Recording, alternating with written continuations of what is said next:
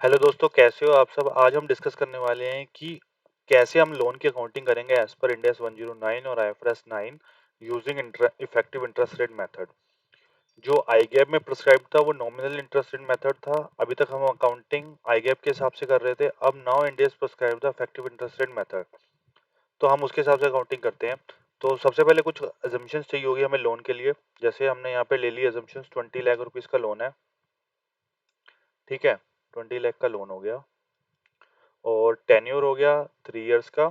और यहाँ पे मैं 36 मंथ्स भी लिख देता हूँ, हमें फॉर्मूले में यूज़ करना पड़ेगा मंथ्स पे। ठीक है, ये 3 इयर्स लिख देता हूँ यहाँ पे। इंटरेस्ट रेट मैं 12% ले रहा हूँ। प्रोसेसिंग फीस मैं 0.50% कर देता हूँ एक बार। ठीक है, और यहाँ पे नेट इनफ्लोज भी निकाल लेते हैं हम। ठीक है, नेट फ्लोज यहाँ पे जैसे 20 लाख का लोन था माइनस प्रोसेसिंग फीस हमने जो पे करी।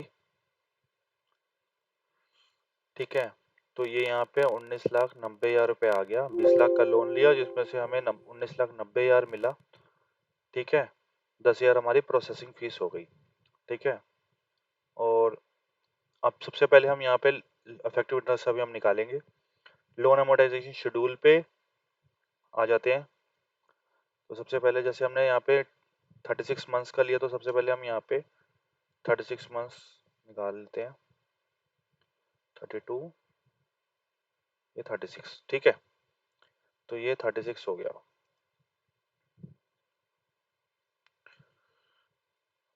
यहाँ पे हमने लोन का ओपनिंग बैलेंस डाल दिया 20 लाख रुपीस। इंस्टॉलमेंट हम यहाँ पे निकाल लेते हैं। पीएमटी का फॉर्मूला लगेगा। रेट हमारा मंथ में जाएगा, 12% है, डिवाइड बाय 12 करेंगे।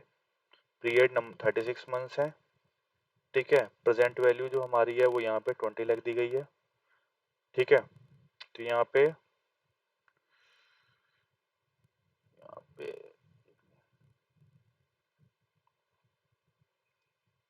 ठीक है, ये 66,429 हमारी ईएमआई आ गई। ठीक है, यहाँ पे हम इंटरेस्ट रेट निकाल लेते हैं। 12% की इंटरेस्ट रेट यहाँ पे डिवाइड बाई 12 कर देंगे, मंथली आ जाएगा।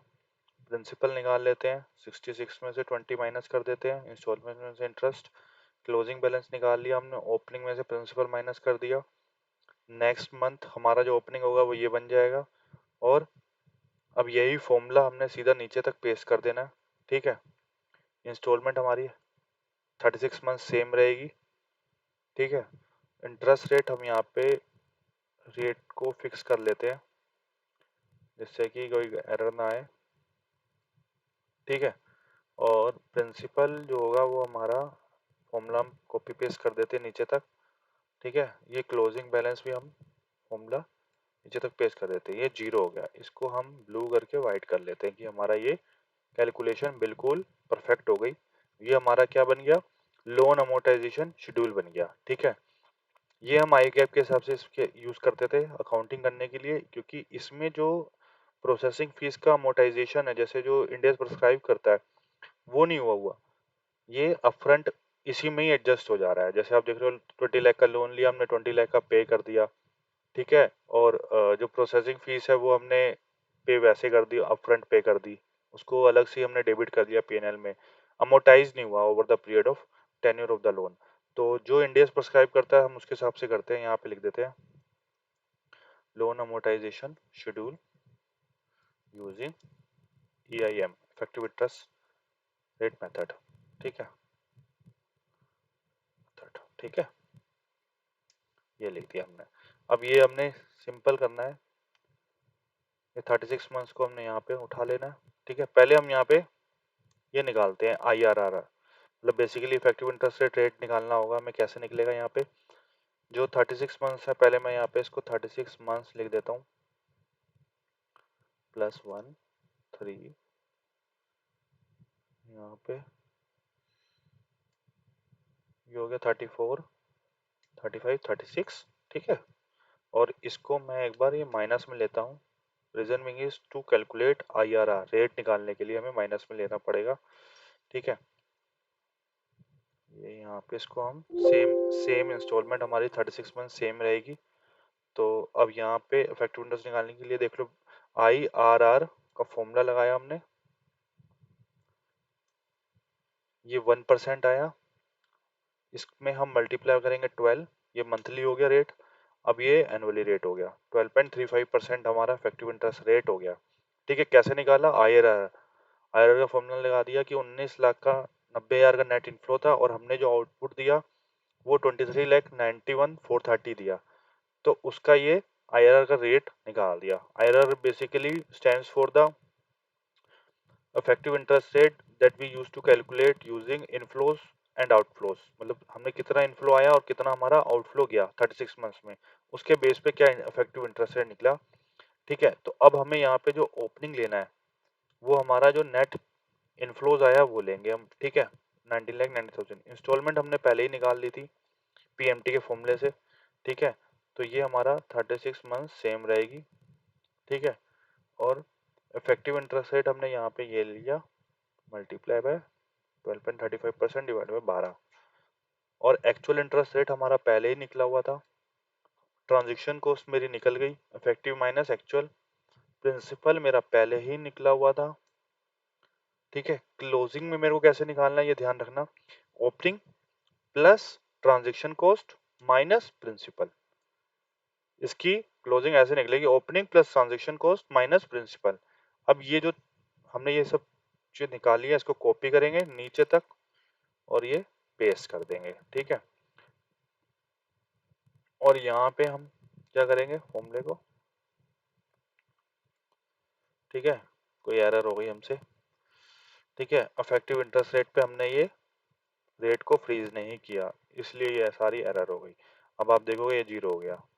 ठीक है, इसको हम पहले ब्लू करेंगे फिर वाइट से हाईलाइट कर देंगे, तो ये भी एक शेड्यूल बन गया।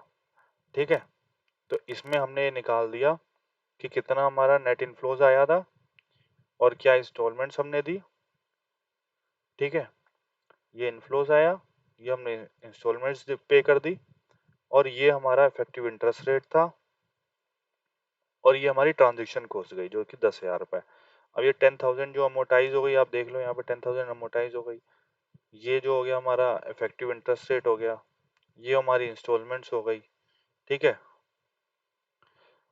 ठीक है, और ये हमारा क्लोजिंग प्रिंसिपल्स हो गया। ठीक है, तो हम अब ये अमोटाइज जो हुई है हम इसको स्ट्रेट लाइन मेथड पे नहीं कर सकते, ये अलाउ नहीं है, हमें ऐसे ही अलाउड है इंडेस 109 में या IFRS 9 में। ठीक है, अब इसकी जनरल एंट्रीज देख लेते हैं। जैसे सबसे पहले बैंक में पैसा कितना आया हम यहाँ पे देख लेते हैं। बैंक अकाउंट जो डेबिट हुआ वो 19,90,000 से डेबिट हो गया हमारा।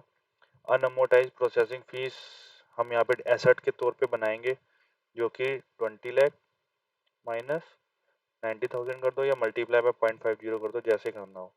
और लोन बैंक में कितना चालू हो जाएगा, 20 लाख का लोन चालू हो जाएगा। ठीक है, एक एंट्री तो ये हो जाएगी। और दूसरी एंट्री, ये देखो फॉर्मूला वैसे ही लगा हुआ है, इंटरेस्ट एक्सपेंस ले लिया हमने यहाँ पे इफेक्टिव इंटरेस्ट रेट का, और लोन फ्रॉम बैंक ले लिया। एक मिनट, बैंक से हमने जो रीपेमेंट पे करी हमने प्रिंसिपल पोर्शन, वो हो गया। ठीक है, और ये बैंक अकाउंट से इंस्टॉलमेंट डिडक्ट हो गई। ठीक है, और ये अनअमोटाइज्ड प्रोसेसिंग फीस अमोटाइज हो गई है, ये अमोटाइजेशन हो गई। ठीक है, बेसिकली ये P&L आइटम हो गया, यहाँ पे नेचर लिख देता हूँ, P&L आइटम हो गया, ये पैसा बैंक से क्रेडिट हो गया। ठीक है, लोन फ्रॉम बैंक ये एस लायबिलिटीज डेबिट हो गई, और ये P&L आइटम डेबिट हो गया। ठीक है, ये बेसिकली एसेट्स हमारी क्रेडिट हुई है।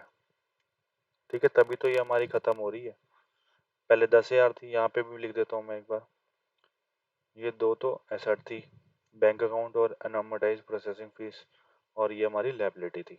ठीक है, ये सब ईयर 1 की एंट्रीज हैं। ठीक है, ये इनिशियल है, ये उसके बाद सब्सिक्वेंट एंट्री है